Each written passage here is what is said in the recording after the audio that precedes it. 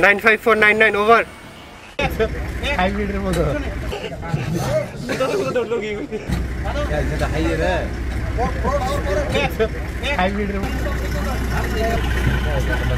বান্দরবানের রুমা উপজেলায় কেএনএফ-এর বিরুদ্ধে সেনাবাহিনীর বিশেষ অভিযান পরিচালিত হয়েছে।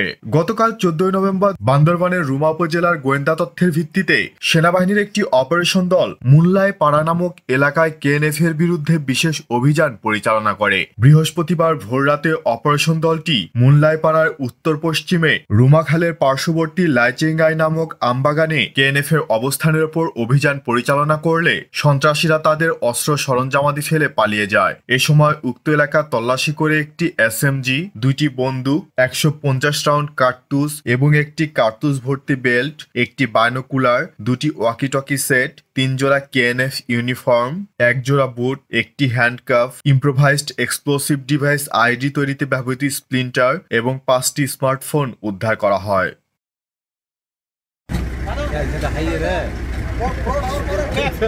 হাইব্রিডের